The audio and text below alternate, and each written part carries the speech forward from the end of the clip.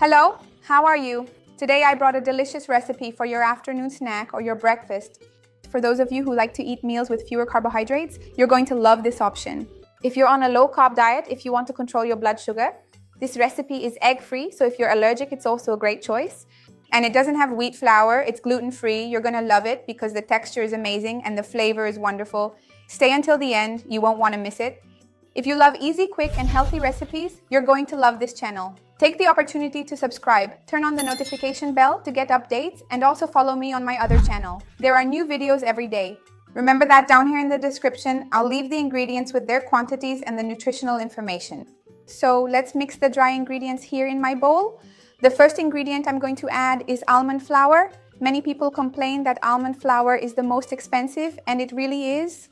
So if you want to substitute it with ground peanuts, just blend them in a blender in the same proportion. That will work too. These nuts end up having a high amount of fiber and healthy fats, provide a lot of satiety, give a really nice moisture to the dough, and have a super low amount of carbohydrates, which helps control blood sugar. I'm also going to add chia here, which is a fantastic addition. I even have a video here on the channel talking more about how chia helps control blood sugar.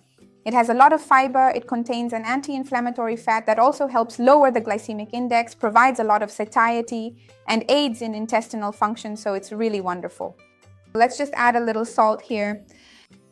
Let me scrape this here since it's stuck a bit. I'm also going to add a bit of paprika.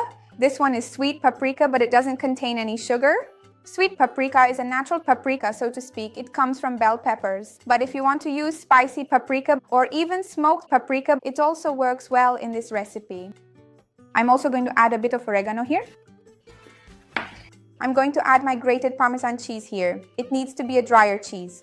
Mozzarella would change the consistency of the dough and wouldn't work for this recipe the way we want it. Let me go ahead and give this a nice thorough mix. Let me just carefully break up these little clumps of cheese here, which, as you might know, sometimes happens. And to get the right consistency, I'm going to add water here. So I'll add the water and keep mixing until everything is well combined, and then we'll take this mixture to the oven to bake. I'll grab the baking tray and be right back. So I got my baking tray and lined it with parchment paper to make sure it will be easier to remove after it's baked. And look, in the time it took me to get the baking tray and put on the parchment paper, see how the dough is already getting firmer. So I'll use a spoon, which makes it easier, and I'll press it down, spreading it out so it has more of a cookie thickness. I'm going to spread it out here, and then I'll show you a detail that will really help you later when it comes to portioning your cookies, which makes a big difference if you do it before putting them in the oven. Hold on, I'll be right back.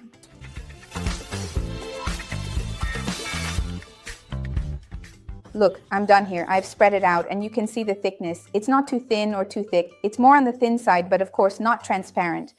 And like I told you, an important detail here is to make some marks. I'm going to score it with this pizza cutter, but you can use a knife. I'm going to pause here to do it carefully because later, once we've baked them, it'll be easier to break the cookies apart and they'll look nicer. Like I said, if you don't have this, just use a knife or whatever you have. So I'm going to finish up here, measure everything properly. I'll put them in the preheated oven to bake. When I come back, I'll tell you how long it took and show you the finished cookies. Hang on.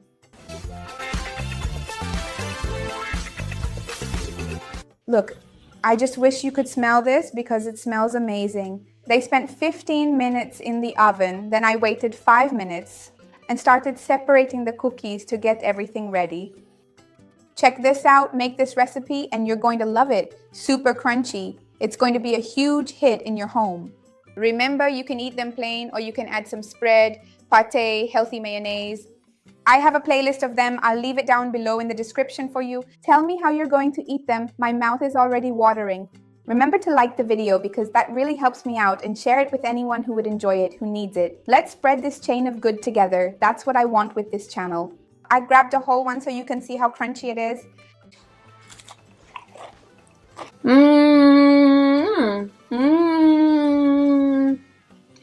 It's wonderful. Make it and you're going to love it. See you next time. Bye.